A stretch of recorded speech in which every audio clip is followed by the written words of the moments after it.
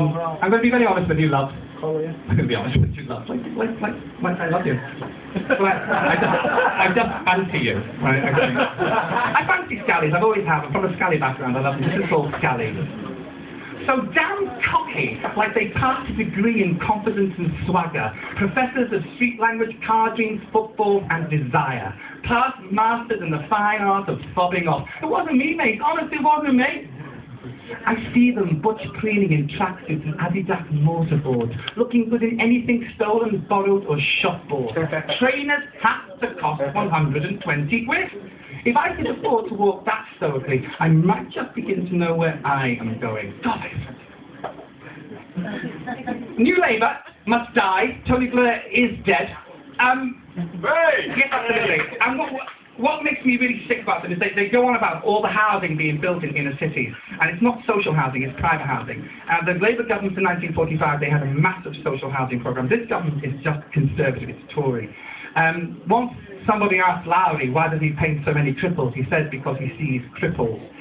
People ask me why I romance the underclass. It's because I see the underclass, and I'm not ashamed to say it. I see them all. Yay! This house where we're building every fucking house in the world, this still goes on. It's called Sit.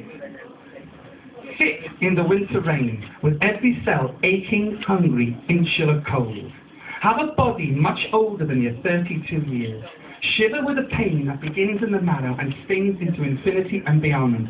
Ask for some small change, and watch people with more money than friends pass by. Terrified they've borrowed too much. The addicted, desperate, acquisitive, looking for somewhere friendly to borrow more. Watch them ignore and think you've got it easy. Watch them walk like meerkats in stilettos made of fire, wide-eyed, trotting, blinkless roar, thinking they work harder than you, are better than you. Watch the world's success as your sores worsen, eyes close. Sit, eyes closed in the winter rain, no one caring if you're alive or dead, unable to ask for some small change. This is about the women of this city, and also the women of Liverpool. They're very similar. It's called Russian Dolls. Some women in this city know every crook and granny. In their faces, an unwritten history of involvement and fight. Each has 77 kids with one on the way. Something Russian and rock, bread and fish, damp and net curtains.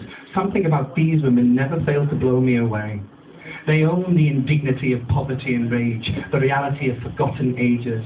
They're the pages we think blank, the tablets of stone Moses fell dyslexic to, the truth we refuse to see. And it's there, written on their faces, for everyone to read.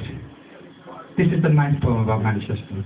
This is the Manchester I go out in almost every night. Yeah! One is a piece bed. There are angels in the northwest. They swear and fight, knock 7 kinds of shite out of clouds and fairy dust. Whisper sweet nothings to shooting stars. Prop open clubs and bars. Don't make noises when they cry. Passionate about the reason why it seems to fall apart. Pissed up wings comfort bleeding hearts and tell you dirty jokes. A city's spirit in its blood and guts. Veins are guttered and splattered hearts and minds. Manchester, such a solid ghost, gives itself the willies from time to time. This is called Basement Cafe. It's an anarchist cafe, and I go there a great deal, and it's wonderful. People can volunteer their time. Again, it's an identity. It's got things in it. You know, it's got things. Yeah. It's got like bits of stuff, old computers, old people. Get water. Yeah. Again, very straight. Right. They say they're bisexual, these anarchists. I don't believe them. Right. Basement cafe. You know what I mean, anarchists. Jigsaw puzzle of afterthought and heartfelt pieces. Misfits fit and click into each other's pictures. The cautious tread careful as the gregarious dismount their politics. Rogue riders and bicycle cops, screeching dust, dirt and gravel. Ideas are flown like kites and happen. Carol Batten ticker tapes and decorates with poetry. Bookshop like a clown twitching on a seabed of radical oratory. Performance-based speculates, whatever next. Whatever next, held together by blue tack and hope. moth-eaten northern nirvana of atheist-blessed anarchy, a hidey-hole, a headquarters, a honeycomb of home. This is about my friend David, who was the divine David, what he did was amazing, and I tried to pinpoint what it is that he does. He's back on stage, he's doing great stuff, so go and see him. This is called David. Can there be another energy in the world, trailblazing elegantly as Bette Davis' smoke? A dragon radiating and breathing world-weary effervescence and fire talk. Languid as a stone shed long, laugh like an ice pick hacking into velvet. Can there ever be an energy so honest, beautiful, and raw? This poem is about my favourite writer in the whole wide world, and I thought I was going to write reams and reams and reams and reams. And I thought that's what's going to happen, but I just wrote this, and I thought, no, I don't have to write reams. I think this person is one of the most talented, gifted human beings I've ever met. It's called Pam. If oases come in all shapes and sizes, how long is a piece of thought? The poem after this is called Monday Night Group, but the poem before it is about a guy called Sean who died in 2005, and I think it was cystic fibrosis. He had it really badly.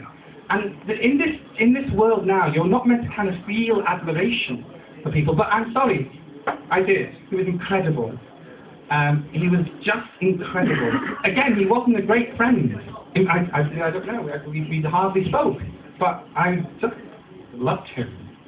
John. A one-man revolution, shaped like spaghetti on wheels. He lauded determination and inspiration. A iconoclast-shaped mangle like his bones were telling jokes, and funny, pains and sores. His bones weren't telling jokes. A tornado on wheels, a living tin of jumping beans, a lefty's lefty. He'd hate this sentimentality, perhaps not the comedy. A one-man revolution of thought. And he was a regular for Monday Night Group. Now, the Monday Night Group is a funny old thing.